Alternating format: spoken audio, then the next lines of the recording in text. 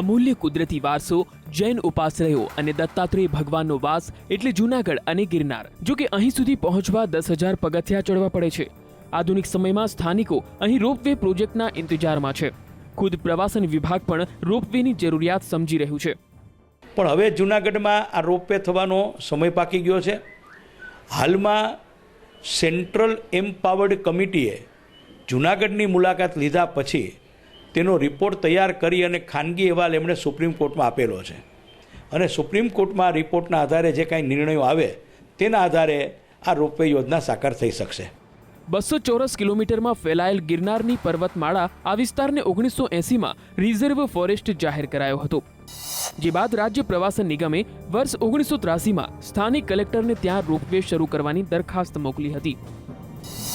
આ ઘટનાના 10 વર્ષ બાદ ઓગસ્ટ 1994માં ફોરેસ્ટની 9.91 હેક્ટર જમીન રાજ્ય પ્રવાસન નિગમને હવાલે કરવાની સાથે ગિરનાર તળેટીથી અંબાજી સુધી રોપવે માટે ફાળવણી કરવામાં આવી. 1995માં ભારત સરકારે પણ આ પ્રોજેક્ટને મંજૂરી આપી હતી. જોકે તારીખ નવેમ્બર 1998માં ગિરનાર અને સાસણની મુલાકાતે આવેલ કેન્દ્રની સંસદીય સમિતિએ રોપવે અંગે વાંધા વચકા દાખવ્યા, જેને લઈને તત્કાલીન મુખ્યમંત્રીએ તારીખ 24/5/1999ના પત્ર દ્વારા રોપવે યોજનાની કામગીરી અટકાવી દીધી હતી. જે પછી 3 વર્ષ બાદ 2 માર્ચ 2002ના રોજ આ પ્રોજેક્ટ શરૂ કરવાની રાજ્યના સામાન્ય વહીવટી વિભાગે પત્ર મોકલીને સૂચના જાહેર કરી, જેને રાજ્ય સરકારે પ્રોજેક્ટને મંજૂરી આપી. 16 માર્ચ 2007ના રોજ જમીન સંપાદનની કામગીરી કરવામાં આવી અને 2007માં ગુજરાતના સ્થાપના દિને તત્કાલીન મુખ્યપ્રધાન નરેન્દ્ર મોદીએ ગિરનાર રોપવે પ્રોજેક્ટનું ખાતમુહૂર્ત પણ કરી નાખ્યું. 65થી આ પ્રશ્ન અટવાયેલો છે. એન કેન પ્રકારે રાજકીય સાંઠગાંઠમાં અટવાયેલો આ પ્રશ્ન આજની તારીખે અટવાયેલો છે. આ રોપવેના લગભગ 5 વખત ઉદ્ઘાટન થઈ ગયેલા છે. છેલ્લા 33 વર્ષથી અધરતાર રહેલો આ પ્રોજેક્ટ માટે જૂનાગઢની જનતાને સરકાર મૂર્ખ બનાવી રહી છે.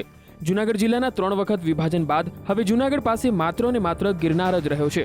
ગિરનાર રોપવે થવાના કારણે દરરોજ 6,000 યાત્રિકોને રોપવેમાં લઈ જઈ શકાશે, જેને લીધે જૂનાગઢની વાર્ષિક આવકમાં ₹100 કરોડનો વધારો થાય તેવો અંદાજ લગાવાયો છે. CEC નામની એક કમિટી છે, એમના દ્વારા આ પ્રોજેક્ટને ન કરવા માટે એમનો અભિપ્રાય થયેલો છે. એટલે આવનારા દિવસોમાં ફરી આ કમિટી બેસાડી અને ત્વરિત નિર્ણય લેવાય એવી અમે રજૂઆત કરી. આ યોજના અમલી બનશે તો 2230 મીટર લંબાઈ ધરાવતી દેશની સૌથી લાંબી રોપવે યોજના હશે.